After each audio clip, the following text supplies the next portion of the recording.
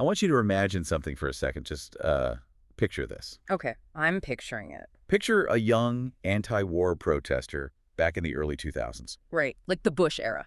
Exactly. The Bush era. He's out there in the freezing New England cold, marching against the impending invasion of Iraq, and he's just screaming until his throat is raw about the unchecked power of the military-industrial complex. Yeah, that classic early 2000s activist energy. Right. Now, fast forward just a few years.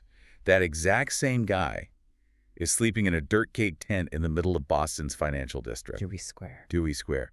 He is furious. I mean, he's furious at the megabanks for crashing the global economy, and he's even more furious that those same banks are getting bailed out with taxpayer money while working-class families are just losing their homes. Totally losing everything. Yeah.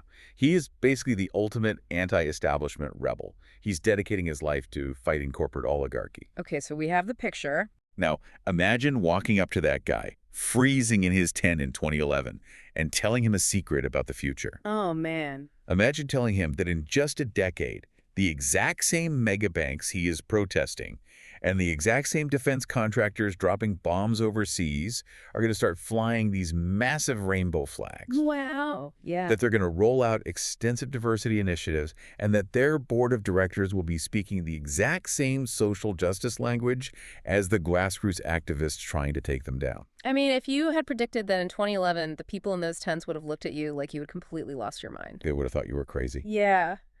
The idea that multinational defense contractors and predatory lenders would, willingly adopt the aesthetics of left-wing social movements, it seems like a complete paradox. A total paradox. It feels like a glitch in the historical timeline, honestly. It really does. And so how on earth did we arrive at a reality where the world's most powerful financial institutions are cloaking themselves in the language of systemic oppression? That is the million-dollar question. And that is the exact question we're tackling in today's deep dive. We are unpacking this genuinely fascinating and, frankly, highly provocative interview between the author Sean Dempsey and a liberal political podcaster named Kevin Maley. Which is a core excerpt from that 2024 book, right? Trump, again. How could America let this happen? That's the one. And our mission today is to explore Kevin's firsthand experience on the ground at Occupy Wall Street and to dissect this incredibly controversial theory presented in the text. The woke pivot theory. Exactly. The theory argues that corporate wokeism, these massive corporate diversity and social justice campaigns, that they weren't a genuine moral awakening. Far from it, according to Kevin. Right. He argues it was deployed as a deliberate, calculated shield to protect these corporations from class-based economic critiques. It's such a bold claim. It is. So we're going to look at the mechanics of this pivot, the high-stakes political campaigns that birthed it, and the complex psychological reality of the corporate leaders making these decisions. It's a deeply layered piece of source material. I mean, it really requires us to examine the intersection of grassroots street activism, presidential primary strategies, and high-level corporate public relations all at once. All connected. Yeah, we're connecting dots that span over 20 years of modern American political history, basically tracing how the language of dissent was absorbed by the very institutions it was meant to challenge. And listener, as we dive into this, keep something really important in mind. We are looking at a highly charged political theory today. Very charged. Yeah. The source material touches on left-wing ideology, right-wing populism, the military-industrial complex, corporate diversity, equity, and inclusion policies, the works. The whole political spectrum. Exactly. So our job here isn't to tell you if Kevin Maley is right or wrong, or to take a political side. We are not here to endorse these viewpoints or judge the politics of the left or the right. Right. We are totally neutral arbiters here. Completely. Our goal is strictly to dissect the architecture of Sean Dempsey's and Kevin Maley's arguments. We want to synthesize the sources provided so you can see the world through this incredibly specific lens and just understand the mechanics of how they believe this cultural shift happened. Yeah, the value of this deep dive is really in understanding the machinery of their argument. We're just tracing the causal links Kevin Maley draws between economic protests and corporate cultural shifts. So let's get into the mechanics of it. We have to start with the origin story of Kevin Maley himself. You kind of have to, yeah. Because you really cannot understand his critique of the modern corporate system without first understanding how he was radicalized against it in the first place. Right. And in the interview, Kevin identifies broadly with the left, but the text makes it really clear he is not your conventional party line Democrat. Not at all. No. He actually shares a significant ideological alignment with certain factions of the right when it comes to critiquing centralized power. Which is fascinating. Yeah, and his true political awakening happened way back in the fall of 2002. So, 2002. Let's set the scene. This is the immediate lead up to the Iraq War. Right, we really have to contextualize 2002. Kevin describes being fundamentally shaped by the environment of that era, specifically the campaign pushed by the Bush administration to get Congress to ratify the AUMF. The authorization for the use of military force. Exactly. Kevin is out there protesting against the authorization of force and then, actively protesting the war itself once the invasion actually began. But he wasn't just marching, right? The text makes a point that he was building an intellectual framework. Yeah, he was reading constantly. The text mentions a very specific reading list that he was just devouring at the time. Oh, like The Prize? Yes.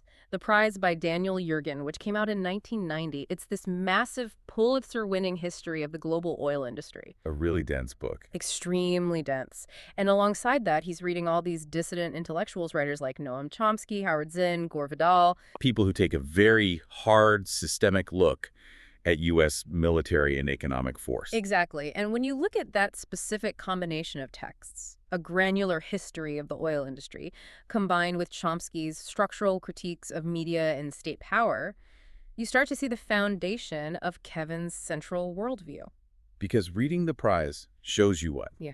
That it's all about resources. Yeah, it demonstrates how geopolitical decisions are almost always driven by resource control and capital rather than, the stated moral objectives. Right. It's never actually about spreading democracy. Exactly, in his view. And when you layer Chomsky and Zinn over that, especially while you're watching an invasion unfold that you believe is unjust, a very specific philosophy crystallizes. Kevin develops this profound skepticism of what he calls corporate oligarchies. Corporate oligarchies, meaning this idea that vast concentrations of money and institutional power exist primarily just to serve and perpetuate themselves. Yes. And the text notes Kevin's belief that these oligarchies actively suppress organic democratic movements just to maintain that grip on power. Like who? Who are they suppressing? Well, he specifically points to historical labor unions and early civil rights movements as the primary victims of this suppression. Oh, interesting. Yeah. If you view the world through this structural lens, the primary conflict in society isn't Republican versus Democrat. Right. That's just a distraction. Exactly. The defining battle is the centralized establishment, the corporate oligarchy versus the organic public. And that framework perfectly explains why Kevin evades modern partisan categorization. Totally. He embraces critiques from the left when they target extreme economic inequality, but he is equally receptive to critiques from the right when they target the overreach of centralized government power. Or the administrative state, yeah. Right, because in his view, a massive unaccountable federal government and a massive unaccountable multinational corporation are functionally just two sides of the exact same oppressive coin. I mean, I understand the intellectual framework he's building in his dorm room there. You read Chomsky, you look at the military-industrial complex, and you realize the system is structured to protect capital over citizens. Sure. But here's the disconnect I see in Kevin's origin story, and I really want to push back on this. Okay, let's hear it.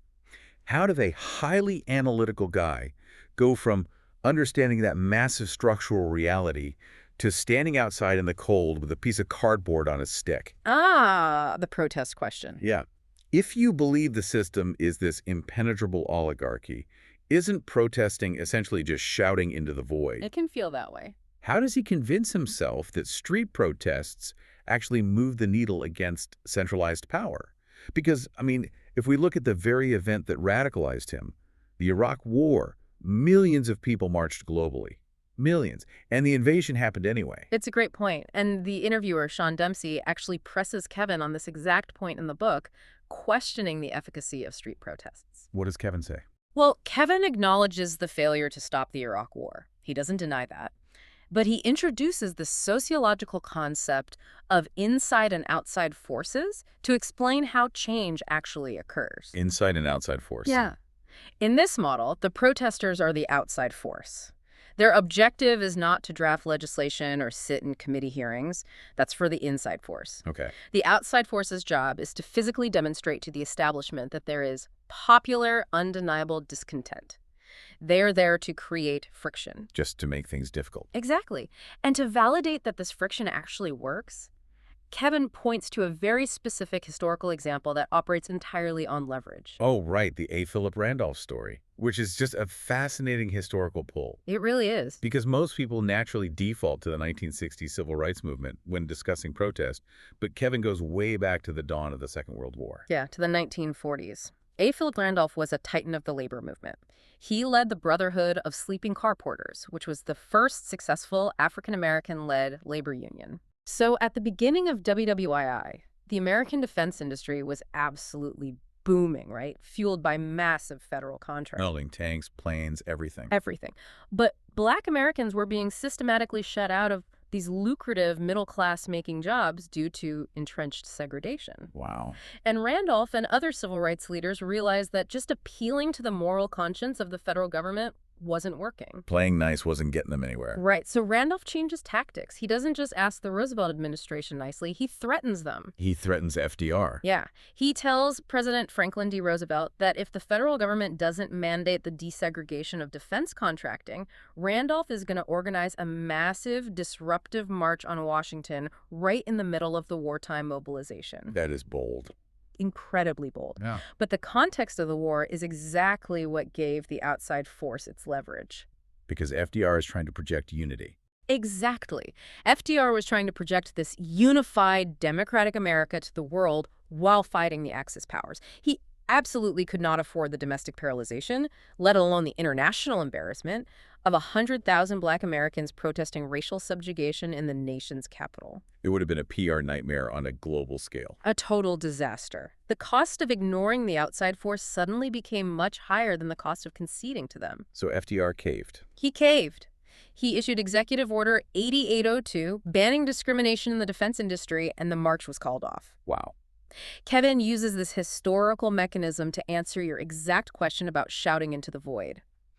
Protests work when the outside force successfully threatens the stability or the legitimacy of the inside power structure. It is a pure calculation of leverage. So protesting isn't about moral persuasion at all. Not fundamentally, no. It is about creating an operational crisis for the establishment. The establishment only moves when the friction becomes literally unbearable. You hit the nail on the head. That mechanical understanding of leverage perfectly sets the stage for the next chapter in Kevin's life. Because we're about to look at a moment in modern history where the inside power structure completely lost its legitimacy in the eyes of the public. Yeah, we are jumping forward to the catastrophic economic landscape of late 2008 and early 2009. The financial crisis. Yes. So Kevin is living in Boston at this point. He's working for an environmental NGO.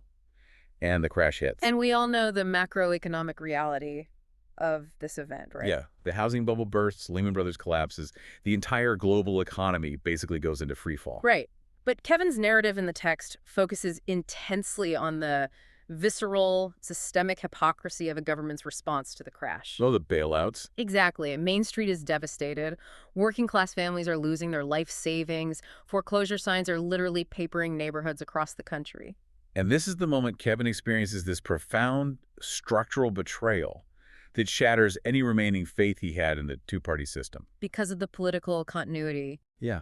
I mean, the Bush administration initiated the Troubled Asset Relief Program, the initial bank bailouts. Right. But then the Obama administration assumed power in early 2009. And for a massive segment of the left, Obama had campaigned as this transformative figure, right? Yeah. Someone who would break from the corporate-friendly, deregulatory policies of the past. Hope and change. Exactly. But according to the text, the Obama administration's approach to the financial sector was characterized by striking continuity.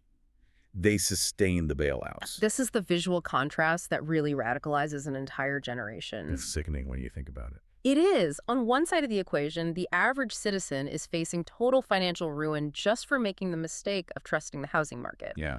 And on the other side, the architects of the crash, the executives who aggressively bundled these toxic subprime mortgages and created the crisis through what Kevin views as outright fraudulent activity, they're made completely whole by the federal government. They keep their jobs.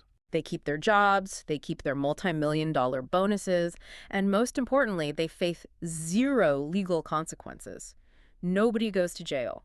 When we tie this back to Kevin's reading of Noam Chomsky and Daniel Yergin from his dorm days, the 2008 bailout is the ultimate validation of his corporate oligarchy thesis. Oh, absolutely. The centralized power structure mobilized immediately to protect its own capital class at the direct expense of the organic public. The moral hazard was completely unchecked. It's a staggering reality. It is literally akin to a group of people playing a high-stakes game of poker, making incredibly reckless, dangerous bets. Yeah. They lose all their money, and they set the building on fire in the process.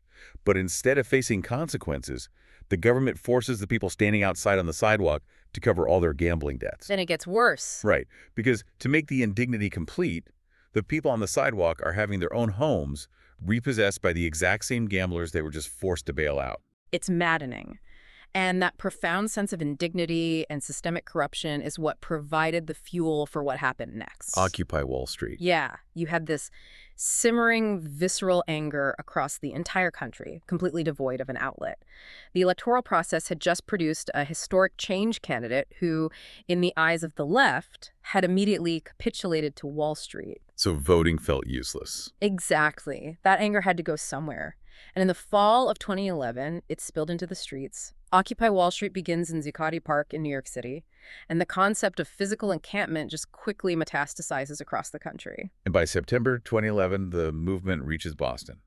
They set up camp in Dewey Square. Right. And the text notes the sheer geographic poetry of this location.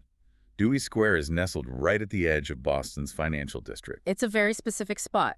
It is literally situated across the street from the Federal Reserve Bank of Boston. I mean, you could not manufacture a better physical manifestation of Kevin's outside forces confronting inside power. The tents are pitched right in the shadow of the institution that controls the money supply. It's incredibly symbolic. So Kevin's there, right? Well, Kevin notes that he wasn't part of the initial vanguard on day one. A few weeks into the encampment, he decides to go down to Dewey Square, and he initially views himself just as an observer. Just checking it out. Yeah, he wants to talk to the people, understand their motivations, and see if this is, a genuine movement or just a momentary release of frustration. Right. But because he has spent a decade studying the mechanics of social movements, he is immediately captivated by what he finds there. He crosses the threshold from a curious, detached observer to an active, immersed participant. He completely commits. He goes from working his day job at an NGO to sleeping in a tent, literally in the dirt in a public square for months on end. And he becomes fully integrated into the daily mechanics of the encampment.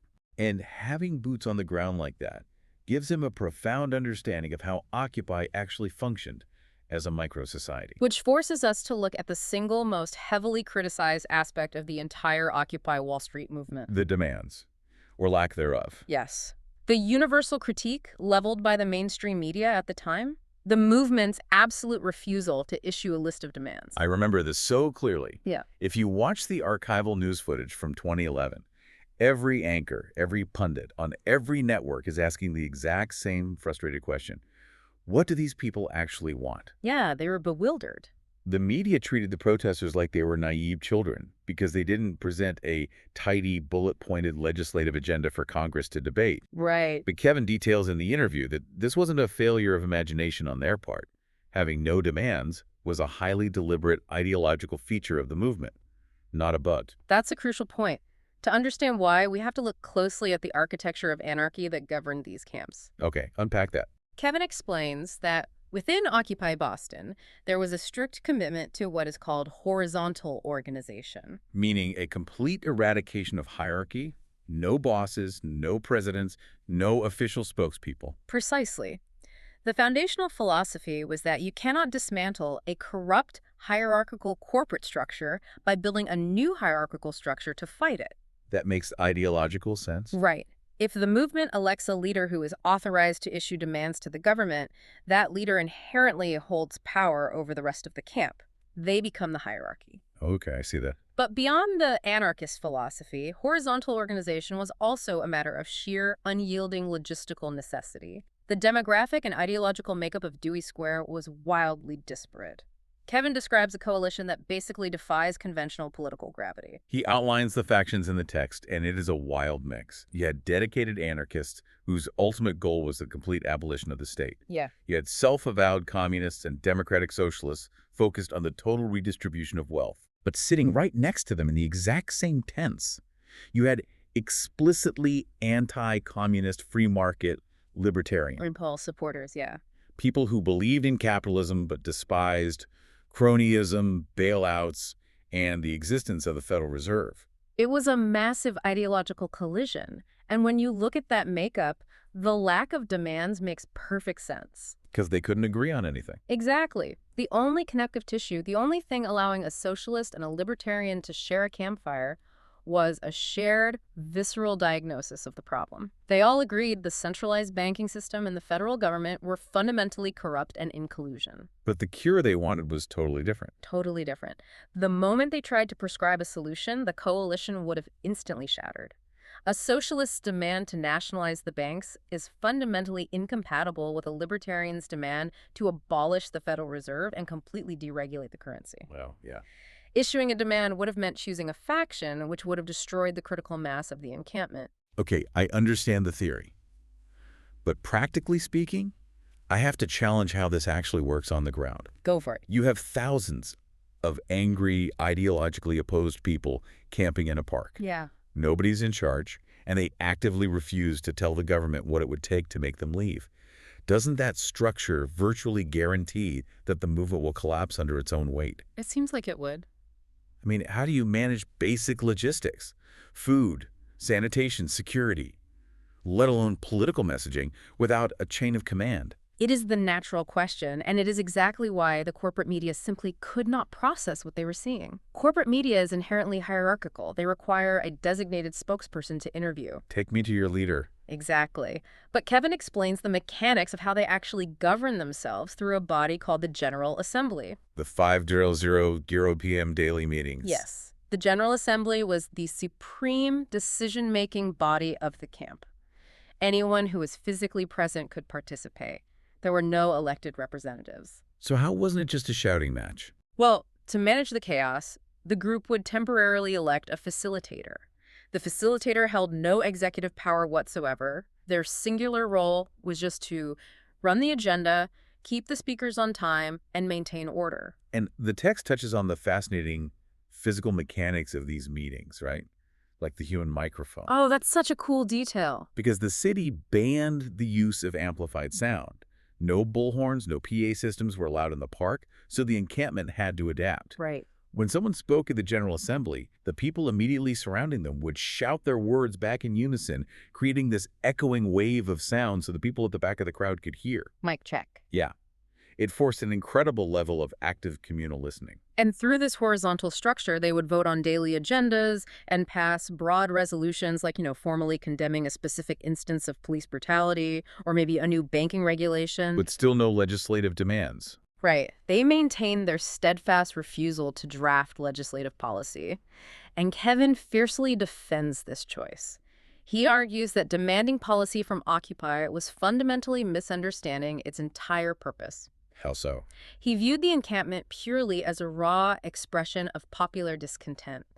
In his framework of inside and outside forces, Occupy was the outside force simply demonstrating the magnitude of the public's disaffection. It's the friction. Exactly. Yes. His theory was that it was the job of academics, think tanks, and progressive politicians to witness this raw energy, synthesize it, and then translate it into actionable policy down the line. Not the job of the guy in the tent. Right. And from a historical perspective, Kevin makes a deeply compelling argument that this is exactly what happened.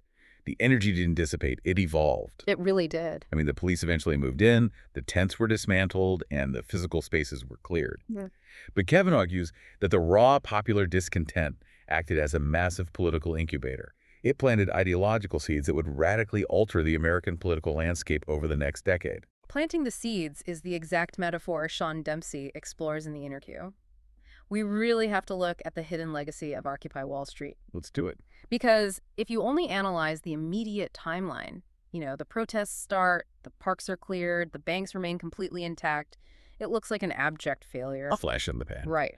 But Kevin argues that the horizontal protest of the park successfully transformed into vertical political power within the halls of Washington. We can trace this pipeline incredibly clearly. Let's look at the left first. Okay. Kevin argues that Occupy Wall Street was the direct incubator for what we now know as the Sanders wing of the Democratic Party. Oh, absolutely. This is a faction that stripped away the moderate, corporate-friendly liberalism of the 1990s and 2000s and returned to intense, class-based critiques of economic inequality. He points to the rise of specific political figures who captured this exact energy. Bernie Sanders, who was an independent senator at the time, harnessed that class consciousness to launch his national profile. Elizabeth Warren, too.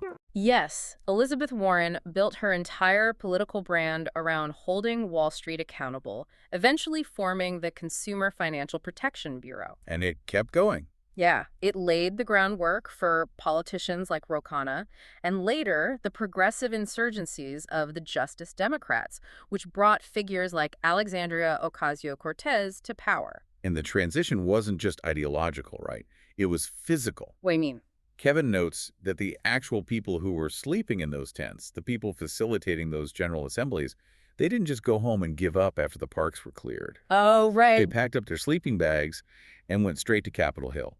They became the legislative staffers, the grassroots organizers, and the campaign managers for this new wave of populist politicians. The raw energy of Occupy provided the human infrastructure for their success. Exactly. I think the most effective way to understand this is through the lens of open source software. That is a fantastic analogy. I love that. It works so well. When a group of developers writes an open source code base, it isn't a polished, finished application ready for a consumer to purchase. It is raw foundational architecture. Right. But it is incredibly powerful. What happens is that other developers come along and they fork the code. They take that raw foundation, adapt it, and build their own specific, highly functional applications on top of it. So Occupy Wall Street was the raw, open-source code of populist anger. Yes. And politicians on the left forked that code to build sophisticated, highly targeted political campaigns. That makes so much sense. And what makes Kevin's analysis so robust is his recognition that the left wasn't the only group to fork the code. The right did it too. Yes. He points out that the fundamental critique of centralized corporate power incubated in those parks eventually found its way into the populist right. How so? Well, the distrust of multinational corporations, the rejection of free trade absolutism, and the deep skepticism of big banks. All of that laid the intellectual groundwork for figures we see today, like J.D. Vance and Josh Hawley. Oh. Yeah, these are conservative politicians who regularly deploy rhetoric attacking corporate monopolies that sounds eerily similar to the speeches given in Zuccotti Park. So let's look at the board as it is set here. Okay. You have this massive organic grassroots movement. It has successfully birthed a powerful, cross-partisan, class-based critique of corporate America. Real momentum. Real vertical political momentum is building to heavily regulate the banking sector, dismantle monopolies, and challenge the military-industrial complex. The outside force has successfully threatened the inside power structure. They're at the gates. And here is where the story takes a massive, unexpected turn. The pivot. Because right at the exact moment this populist threat reaches the gates of the boardroom, the corporations themselves abruptly change their entire cultural strategy. Yeah. And this brings us to the core thesis of Sean Dempsey's book and the pivot that defines our modern corporate era. We're entering what the text defines as the woke pivot. The woke pivot. Sean Dempsey observes a timeline that he considers highly suspicious, if not outright orchestrated. What is the timeline? Right as this class-based populist critique is gaining real legislative and cultural momentum, the very institutions that are the primary targets of this anger, the big banks, Wall Street asset managers, and the military-industrial complex, companies like Lockheed Martin and Raytheon, suddenly undergo a radical cultural rebranding. Out of nowhere. Out of nowhere. They begin implementing massive diversity, equity, and inclusion programs. They start sponsoring pride parades, flying rainbow flags at their headquarters, and issuing corporate statements on systemic racism. So Sean poses the ultimate question to Kevin in the interview. Did they go woke deliberately to deflect criticism? That's the core question. Or these massive corporations consciously putting up a progressive cultural shield to blind the left to their economic practices? And Kevin, who we must remember is a self-identified liberal podcaster who literally slept in the dirt to protest these entities' answers unequivocally. Yes, they did. It was an intentional defensive maneuver. To explain the mechanics of how and why this defensive maneuver works so perfectly, Kevin relies heavily on an analysis by the journalist Ryan Grim. Grim wrote a fascinating book analyzing the dynamics of the 2016 Democratic primary between Bernie Sanders and Hillary Clinton. Which is arguably the most crucial segment of Kevin's entire argument. It really is, because it outlines the exact playbook that corporate America observed and subsequently adopted. Let's really break down Grim's thesis regarding 2016, as Kevin explains it in the interview. Let's do it. Going into that primary season, Bernie Sanders represented a massive existential economic threat to the financial establishment. He was their worst nightmare. His campaign was entirely focused on class warfare, breaking up the big banks, heavily taxing the billionaire class, and ending foreign military interventions. He was basically the political manifestation of Occupy Wall Street. The code had been compiled into an app, and the app was Bernie Sanders. Exactly. And on the other side of the primary, you had Hillary Clinton's campaign. Right.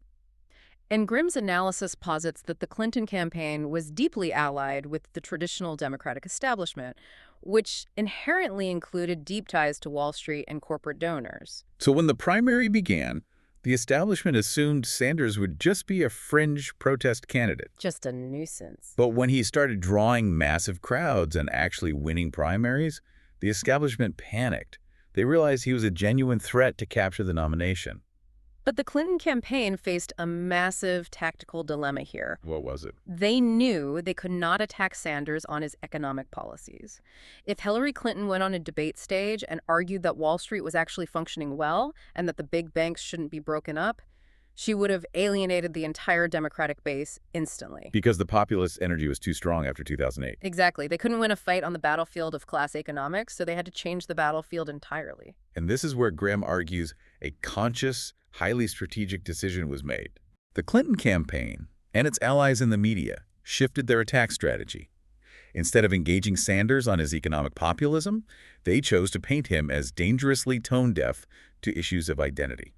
Specifically framing his campaign as dismissive of systemic racism as LGBTQ+ rights. Kevin highlights a very specific, incredible quote from Hillary Clinton during that campaign that just perfectly encapsulates the strategy. Oh, I remember this quote. She was giving a speech, trying to counter Sanders' momentum, and she literally said to the crowd, "If we broke up the big banks tomorrow, would that end racism?" It is a rhetorical masterstroke. It really is. By asking that question, she is explicitly telling the voter, Sanders' obsession with economics is a distraction.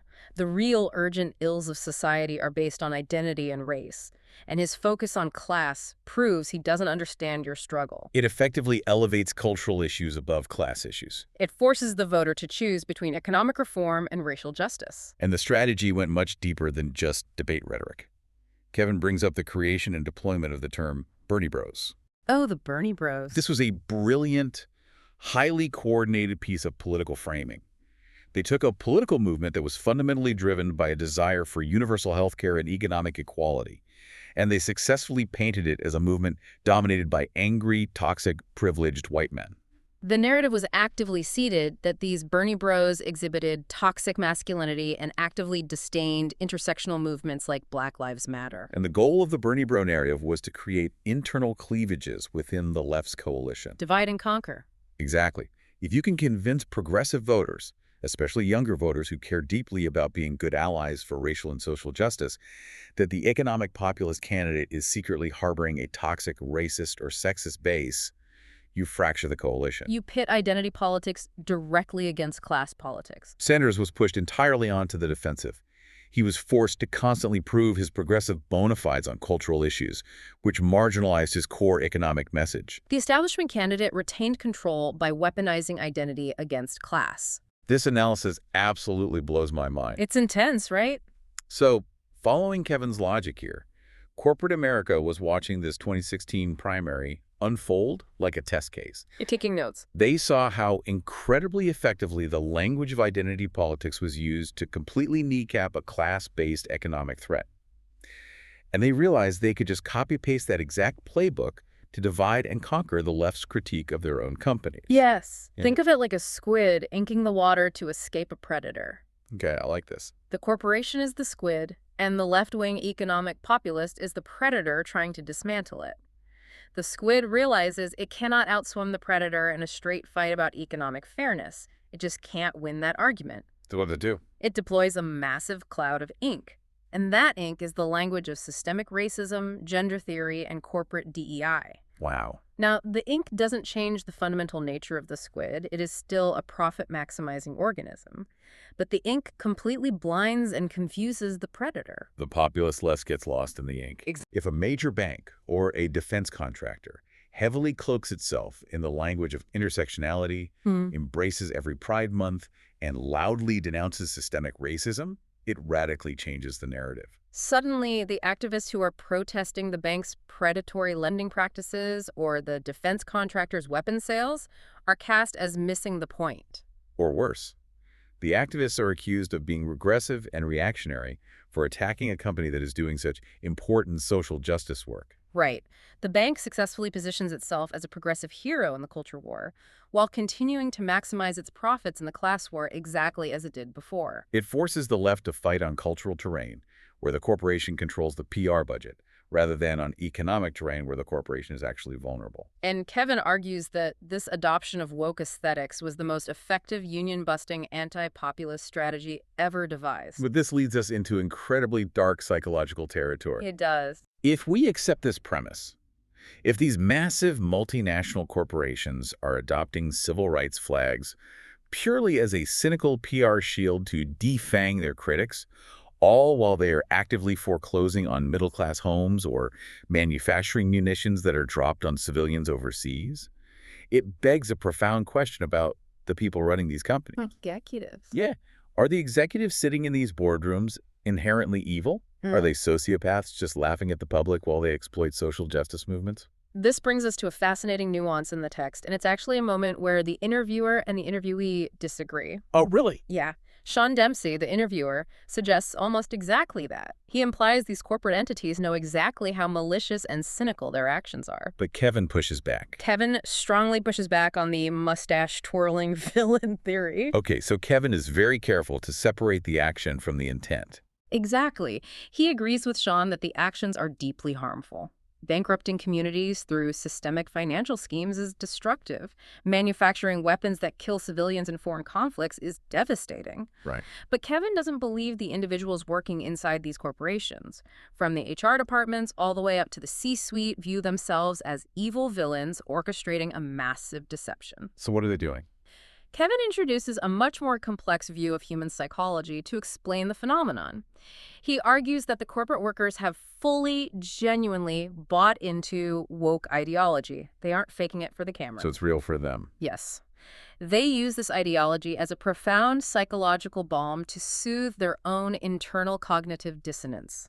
The concept of a psychological balm is crucial here. Let's look at it through the psychological concept of moral licensing. Right. If you are a mid-level executive at a massive defense contractor, it is psychologically agonizing to go to work every day if you believe your primary function is facilitating warfare. You'd go crazy. But if your company is loudly proclaiming its commitment to diversity, if you are organizing massive pride events for your employees, and if you are running mandatory seminars on anti-racism, you can convince yourself that you are actually part of a righteous, progressive mission. Exactly.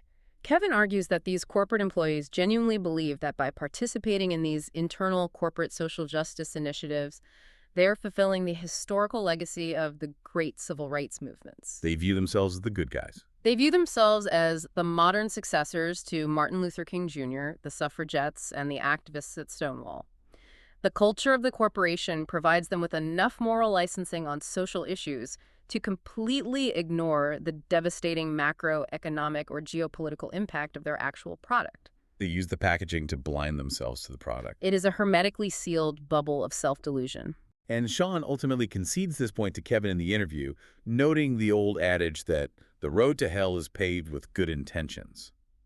The workers aren't malicious. They are just blinding themselves to the machinations of their own industry.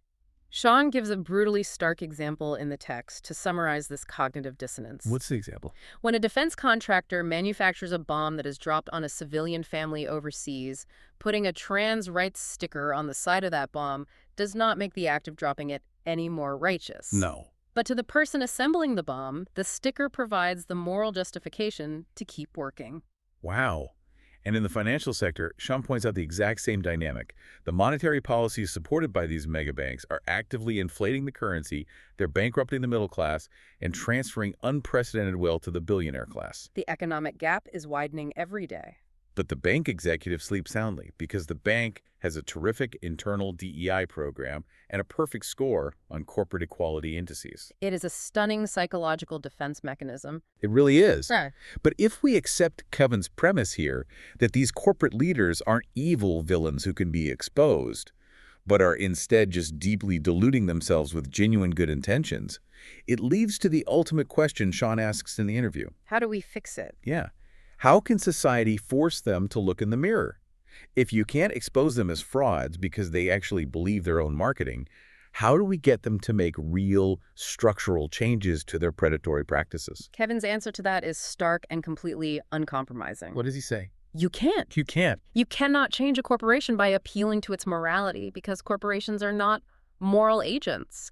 They are structural products of capitalism. He uses Lockheed Martin as a prime example again, right? He points out that Lockheed Martin's reason for being, its entire biological imperative for existing as an entity, is to maximize profits for its shareholders. It does not have a soul to save or a conscience to appeal to. The corporation is simply following the logic of its structure. Exactly. Embracing social movements, flying rainbow flags, and implementing DEI are just tactical maneuvers that serve the biological imperative of the company. Oh, just strategy. It shields them from the most potent source of criticism, the left-wing populist, which secures their public image. A secure public image allows them to win more lucrative government contracts without political pushback, which ultimately makes more money for their shareholders. And they will never change this behavior on their own because the current strategy is incredibly profitable and highly effective at neutralizing threats. Why would they stop? They wouldn't. And this structural reality leads to what I think is the most profound, almost tragic irony of this entire historical deep dive. It's so ironic. The text points this out brilliantly. If we look at our current political climate right now, who is leading the massive, highly publicized pushback against corporate DEI programs and woke capital. It is entirely driven by the right. Yes. Figures like Chris Rufo and populist conservative politicians are the ones launching campaigns against these corporations for embracing social justice initiatives. Right. But Kevin points out the staggering irony here. The entire corporate strategy of flying rainbow flags, adopting DEI, and using social justice language was never meant to appease the right. Never. Lockheed Martin and the big banks weren't trying to win over Tea Party conservatives or right-wing populists. The target audience for this corporate signaling was always the left. Always. It was specifically designed to pacify and distract the exact people who used to sleep in tents outside the Federal Reserve. It is a complete inversion of the Occupy Wall Street dynamic. The corporations successfully used left-wing cultural signifiers to defeat left-wing economic populism. And now the only political faction actively attacking the corporations for it are on the right, who are attacking the cultural signifiers themselves, not the underlying economic structure. Exactly. The right is fighting the shield, while the left has completely dropped the sword. Kevin basically admits in the interview that he is astounded by his own political allies. He is looking around the modern left, thinking back to his days freezing in Dewey Square, and he's essentially saying, I cannot believe you guys fell for this. You bought the ink. Yeah. How can a movement that started by literally occupying Wall Street, screaming about the billionaire class and systemic economic corruption, be successfully placated just because a bank hangs a progressive flag in its lobby? He believes the movement was entirely fooled. So what is Kevin's proposed solution? How does the outside force rebuild its leverage and actually see through the ink? He argues that the only way out is for the left to fundamentally return to its roots. They have to reject the cultural distractions and go back to that old-school economic populist wing. The Bernie Sanders energy from before the 2016 primary was derailed. Exactly. They must focus strictly, relentlessly, on a class-based critique of corporate power. It requires intensive political education and strict ideological discipline. Which is hard to maintain. Very hard. Kevin argues that the populist base needs to be strong enough that they cannot be distracted or bought off by superficial corporate branding. They have to train themselves to see the rainbow flag flying outside the defense contractor, not as a victory for civil rights, but as a cynical PR shield for the military-industrial complex. They have to look past the packaging and attack the product. Exactly. Wow. What an incredible, dense journey this source material takes us on. It's a lot to process. It really is. We started by looking at a young Kevin Maley in 2002, reading dissident literature and learning how the hidden currents of geopolitical power actually flow. Building that framework. Yeah. And then we followed him into the dirt and the chaos of Dewey Square, where he had a front row seat to the raw, anarchic energy of Occupy Wall Street, a movement that genuinely terrified the financial establishment. And we saw exactly how that establishment, both political campaigns looking for power and massive corporations looking for profit, adapted to the threat. They evolve. They studied the movement, they found a vulnerability in the sociology of identity politics, and they successfully diffused a massive, threatening class war by distracting everyone with a culture war. They clothed the exact same profit-maximizing machinery in the progressive language of the very people who were trying to dismantle it. It is a brilliant, highly effective, and frankly terrifying display of corporate adaptation. Which leaves us with one final, lingering question to think about. Something that isn't explicitly answered by Sean or Kevin in the text, but that just hangs heavy over this entire analysis. What's the question? Well, if Kevin's theory holds true, if multinational corporations use these social issues purely as a tactical shield for profit maximization, what happens when the next massive financial crisis hits? Oh, man. When the next bubble bursts, when inflation spikes again and people are once again losing their homes while the banks inevitably ask for another federal bailout, will a diverse PR campaign and a socially conscious advertising blitz still be enough to stop people from pitching tents outside the Federal Reserve? Or has the American public finally caught on to the playbook? Exactly. Keep your eyes open, my friends. Yeah. The next time you see a massive megacorporation loudly adopting a cultural cause, ask yourself, what exactly were they trying to deflect your attention away from? Great question. Thanks for taking the deep dive with us.